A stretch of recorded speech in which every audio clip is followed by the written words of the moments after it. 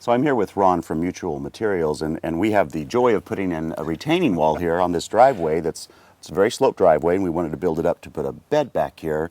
Now, what is the process for? Well, first of all, what kind of stone are we using here?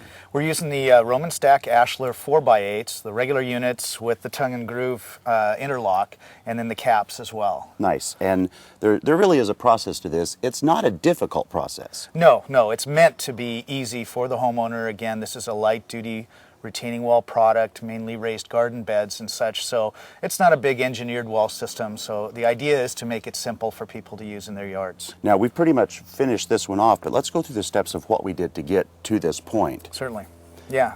Basically, once you have figured out the area that you want to work with, you have lined it out, made your straight lines or any curves with string line or a hose or anything like that. Which is what we did there. Is the exactly. The you have the string line here, and you have it coming from the opposite end and such, so you have a straight line going through this. Any curves or anything you also have to adjust for the different type of block that you use, but this one's very simple to use that with.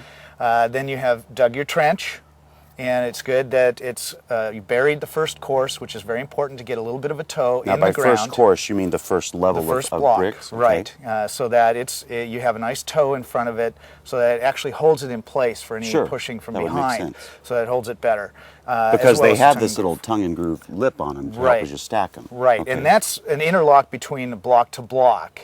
And when you put it on top of your aggregate base, which is your next step after the trench is dug, and you put your crushed aggregate base on there, again, that is made to make it lock in with that aggregate base. So as it settles down, it almost like, seals it together. Correct, yeah. So it works really, really well. And again, everything you can do to keep it from pushing forward is what you want to do. Well, and we also have this little tool I want to mention. It's a tamper. And this was just made up out of pieces of wood. But once you put that gravel in, you really want to tamp it down. Yes, yeah. You want to make sure that it's compacted very well so that, again, it doesn't move. Okay. The idea is to have enough aggregate underneath there. For a small wall like this, 2-3 inches will work. Okay. And you want to do it in 1 to 2 inch levels so that you can get enough compaction from the bottom all the way to the top. And then it interlocks really well. Again, to get drainage and to make it easy to level out your courses, your main course on the bottom, which is basically what defines your whole project. Yeah, that first layer is really the one that's the most important. Very much so. And we have 3 different types of levels here. We have a very long one that's like up to 3 foot, a shorter like 2.5, and then this small one. Why the difference?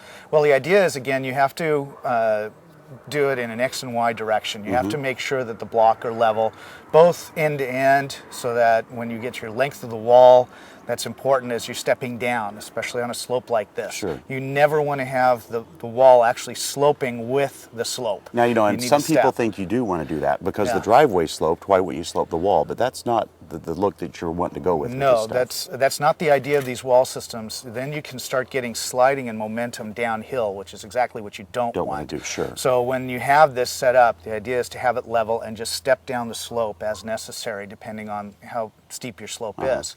And then you can use this smaller level to go ahead and do block to block, individual blocks, and also front to back. Sure. So again, making sure that it's side to side, front to back, nice and level, in place, ready to go.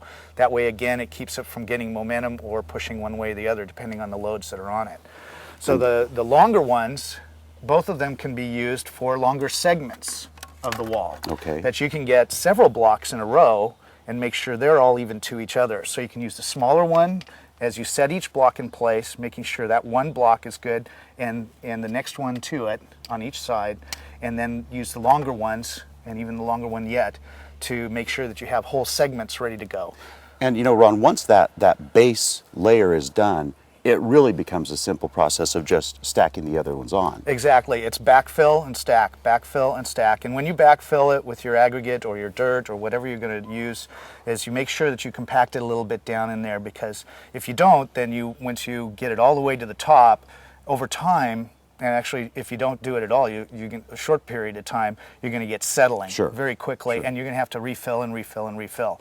So it's always good to get it, again, from the bottom to the top, just like you do with your base underneath the block, is go ahead and compact it or tamp it into place. It doesn't have to be really hardly compacted, just as long as it's together. So really, Ron, this project will almost have it completed, and with a little tiny bit of effort, this can be a weekend project, and you can have a great looking retaining wall. Most definitely. It's very easy, again, to be in this application, this type of application. It's very simple for somebody to read up about it and learn about it and just go ahead and do it. The main thing is to research what you need to do. Now you have a great catalog here too Yes. for Mutual Materials. We have our Hardscape information booklet, which is in our branches and in various outlets. And you can also go to our website, mutualmaterials.com.